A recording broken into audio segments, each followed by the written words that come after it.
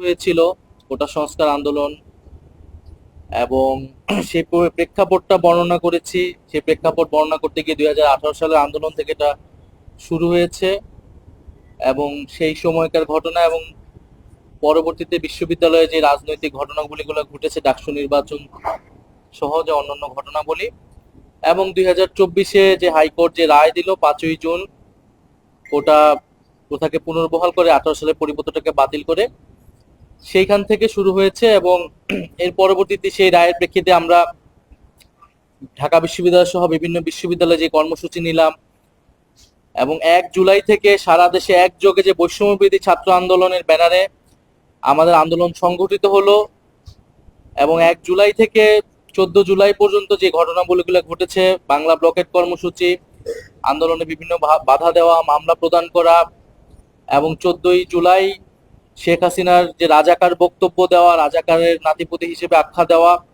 তার প্রতিবাদে শিক্ষার্থীদের রাজপথে নেমে আসা, 15ই জুলাই, 16ই জুলাই, 17 জুলাই যে ঢাকা বিশ্ববিদ্যালয় সহ সারা দেশে যে নির্মম ঘটনাবলীগুলো ঘটেছে, 15ই জুলাই ঢাকা বিশ্ববিদ্যালয়ে নারী শিক্ষার্থীদের উপর হামলা, হাসপাতালে গিয়ে হামলা করা হয়েছে আহত শিক্ষার্থীদের উপরে, 16ই জুলাই আবু সাইদ, ওয়াসিম সহ 6 জনের যে শহীদ হওয়ার ঘটনা আমরা জানতে পেরেছিলাম সেই সময়, 17 জুলাই ঢাকা বিশ্ববিদ্যালয়ে গায়েবানা জানাজা সহ কফিন মিছিলে হামলা করা, আক্রমণ করা, বিশ্ববিদ্যালয়ের হলগুলো থেকে সবাইকে জোরপূর্বক বের করে দেওয়া, এবং এর পরবর্তীতে যে 18ই জুলাই কমপ্লিট শাটডাউন, সারা দেশের ছাত্র জনতাকে নেমে আসার আহ্বান, এবং এই পুরো ঘটনার পক্ষ থেকে কিভাবে ডিজিএফআই আমাদেরকে চাপ প্রদান করেছে, পুলিশের ভূমিকা, ছাত্রলীগের ভূমিকা, অন্যান্য বাহিনীর ভূমিকা, আওয়ামী লীগের রাজনৈতিক নেতৃবৃন্দের বক্তব্য, তাদের ভূমিকা, এই বিষয়গুলো এসেছে, যেটা আমরা অভিজ্ঞতা লাভ করেছি আন্দোলনের সময়, সেই ঘটনাগুলোই আমি বলেছি। এবং আজকে আমরা মূলত 18 এবং 19 জুলাই পর্যন্ত কমপ্লিট শাটডাউনের সেই সময়ের ঘটনাবলীগুলোটা ব্যাখ্যা করে আজকে জবানবন্দি আজকের মতো শেষ হয়েছে। 18ই জুলাই আমরা দেখেছি যে প্রাইভেট বিশ্ববিদ্যালয়ের ছাত্ররা, মাদ্রাসার ছাত্ররা সহ সারা দেশের সাধারণ মানুষ যখন নেমে এসেছে, বিশেষত প্রাইভেট বিশ্ববিদ্যালয়ে প্রচুর শিক্ষার্থী তখন আহত নিহত হয়েছে। ঢাকার বিভিন্ন পয়েন্টে, বাড্ডা, উত্তরা, মিরপুর, যাত্রাবাড়ি, এরকম ঢাকা সহ দেশের সব জায়গায় কিন্তু যখন নেমে এসেছিল, পুলিশ কিন্তু নির্বিচারে গুলি চালিয়েছে সেই সময়, 18 তারিখ এবং 19 তারিখ। পাশাপাশি যোগ দিয়েছিল ছাত্রলীগ, যুবলীগ সহ আওয়ামী লীগের সন্ত্রাসীরা, এবং সেই নির্বিচার গুলিতে আমাদের আন্দোলনকারীদের প্রচুর ছাত্র জনতা সেই সময় শহীদ হয়েছিলেন এবং আহত হয়েছিলেন। সেই ঘটনাগুলো আমরা বলেছি। আপনি একটা জায়গায় বলেছেন যে ডিজিএফআই সরকারের সাথে বসতে এবং এই আন্দোলন সমাপ্ত করতে আপনাদেরকে চাপ দিয়েছে। এটি কারা কিভাবে আপনাদেরকে আলোচনা করেছিলেন এবং কিভাবে চাপ দিয়েছিলেন একটু যদি বলেন। আপনারা আত্মগোপনে চলে গেছেন।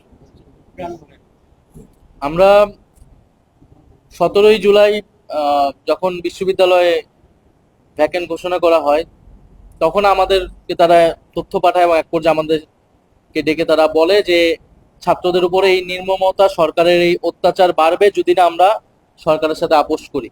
তখন আমরা স্পষ্টভাবে বলেছিলাম যে রক্তের উপর দাঁড়িয়ে আমরা কোনো সংলাপে যাব না, আমাদের ভাইদেরকে হত্যা করা হচ্ছে, আমাদের বিশ্ববিদ্যালয়গুলোকে আমাদের বের করে দেওয়া হচ্ছে, এই আচরণের প্রেক্ষিতে আমরা সরকারের সাথে বসতে পারি না। সরকারের উচিত হবে বিশ্ববিদ্যালয় হলগুলা বিশ্ববিদ্যালয় খুলে দেওয়া এবং আন্দোলনে কোনো ধরনের অত্যাচার না চালানো, আক্রমণ না চালানো। না, ঢাকা বিশ্ববিদ্যালয় এলাকাতে।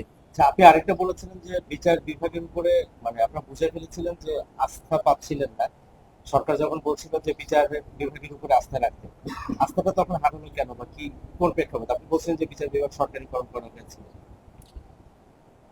এই সরকার যে একটা ফ্যাসিবাদী এবং স্বৈরাচারী সরকার, এবং তিনবার নির্বাচনকে তারা ভোটাধিকার কেড়ে নিয়ে যে ক্ষমতা নিরঙ্কুশ করছে, এটা তো আমাদের কাছে স্পষ্ট ছিল। এবং দেশের সবগুলো প্রতিষ্ঠানকে যে তারা দলীয়করণ করেছে এবং নিজেদের দলীয় স্বার্থে, ক্ষমতায় থাকার স্বার্থে ব্যবহার করছে, এটাও আমাদের কাছে স্পষ্ট ছিল। ফলে আমি বলেছি যে 18 সালে আমাদের সেই সন্দেহ রয়ে গিয়েছিল যে কোটা সংস্কার বা বাতিল কোনোটাই শেখ হাসিনা বা সরকার চালানোর প্রেক্ষিতে চাপের মুখে সরকার ঘোষণা দিয়েছিল, এবং তার পরিকল্পনা ছিল সেটাকে সে যে কোনো সুযোগ পাওয়া মাত্র ফিরিয়ে আনবে, এবং সেটাই আমরা দেখেছি 2024 সালে ইলেকশনের পরে।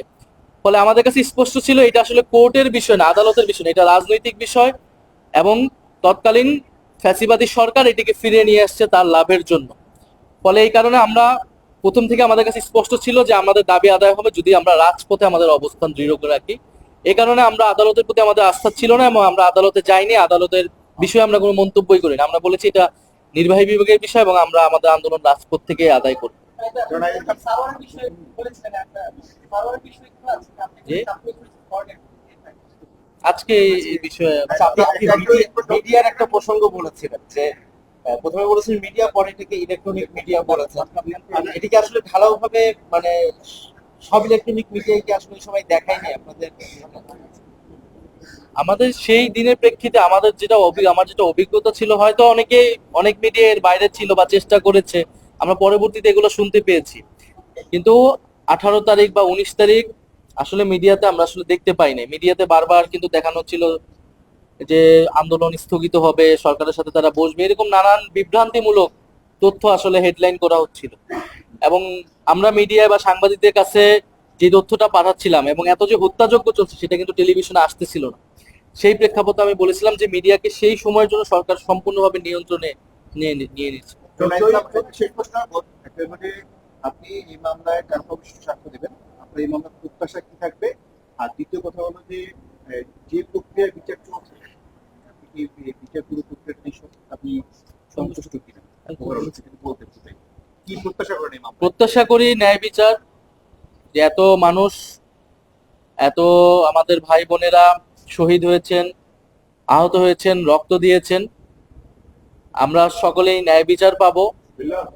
এবং যারা এই হত্যাকাণ্ডের সাথে জড়িত, আওয়ামী লীগ, পুলিশ সহ যারা জড়িত, তারা বিচারের আওতায় আসবেন, তাদের শাস্তি হবে। এবং এই ন্যায় বিচার একটা নিদর্শন হয়ে থাকবে শুধু বাংলাদেশের জন্যই নয়, পৃথিবীর জন্য, যে যদি কেউ স্বৈর শাসন কায়েম করতে চায়, জনগণের উপরে আক্রমণ চালায়, জনগণকে হত্যা করে, তার পরিণতি আসলে কি হয়। আর দ্বিতীয়ত আমি বলেছি যে এখন পর্যন্ত ট্রাইব্যুনালে আমরা সন্তুষ্টি জ্ঞাপন করছি, বিচার চলছে, কিন্তু মামলা কিন্তু আরো অনেকগুলো, এটা কিন্তু মাত্র একটা মামলা। ট্রাইব্যুনালে অনেক মামলা রয়েছে এবং সাধারণ কোর্টে আরো অনেক মামলা রয়েছে, গুমের মামলা রয়েছে। ফলে এই বিচারটাকে সার্বিকভাবে দেখতে হবে, কারণ আমরা যে সাধারণ কোর্টে যে মামলাগুলা, সেই মামলাগুলো সম্পর্কে কিন্তু আমরা তেমন ইতিবাচক কথা শুনতে পাচ্ছি না। শহীদ পরিবারদের সাথে যখন আমরা কথা বলি, অনেকে জামিন নিয়ে বের হয়ে যাওয়ার মতো ঘটনা ঘটতেছে, বা সরকারের সেটা নিয়ে প্ল্যান কি, এই বিষয়ে আমরা আসলে জানতে পারতেছি না। ফলে সেই মামলাগুলো যাতে যথাযথ গুরুত্ব সহকারে দেখা হয়, এইটা আমাদের আবেদন থাকবে। একইভাবে এই মামলাকে শুধু যাতে, একটা তো রাজনৈতিক দিক যে শেখ হাসিনাকে আমি বিচারের আওতায় আনতেছি, আওয়ামী লীগ এনে থাকে, একইভাবে পুলিশ সহ, মিলিটারি সহ অন্যান্য বাহিনীর যারা এই জুলাই গণঅভ্যুত্থান সহ গুমের ঘটনায় যুক্ত, তাদেরকেও যাতে বিচারের আওতায় আনা হয়। কোনো বাহিনীর দেখে যাতে কেউ পার পেয়ে না যায়, সেটা আমাদের কাছে কিন্তু স্পষ্ট থাকতে হবে। কারণ আমরা দেখেছি গুমের ঘটনায় অনেক অভিযোগ এসেছে, আমি নিজে অভিযোগ দিয়েছি, ডিজিএফআই যেসব অফিসাররা আমাকে তুলে নিয়ে গেছে বা হেনস্থা করা হয়েছে। এছাড়াও যারা সেনাবাহিনীর বিভিন্ন অফিসার, র্যাবে যারা ছিল, ডিজিএফআই তে যারা ছিল, তারা যেই নেতিবাচক ভূমিকা গুমের ঘটনা এবং জুলাই গণ অভ্যুত্থানে পালন করেছে, আপনারা রামপুরা বাড্ডার ঘটনায় দেখেছেন, বিজেপির একজন আর্মি অফিসার, এদেরকে কিন্তু এখনো গ্রেফতার করা হচ্ছে না। ফলে ট্রাইব্যুনালের কাছে এবং আদালতের কাছে, সরকারের কাছে আমাদের কিন্তু আবেদন থাকবে যে অপরাধী যে, তাকে যাতে বিচারের আওতায় নয়, সে কোন বাহিনীর সেটা যাতে দেখানো হয়। আমরা যারাই জনগণের উপরে এই হত্যাকাণ্ড চালিয়েছে, গুম করেছে, নির্যাতন করেছে এবং সরকারকে ফ্যাসিবাদী হতে সহায়তা করেছে, ক্ষমতায় থাকতে সহায়তা করেছে, তাদের সকলকে দ্রুত সময়ের মধ্যেই গ্রেফতার করতে হবে এবং বিচার নিশ্চিত করতে হবে।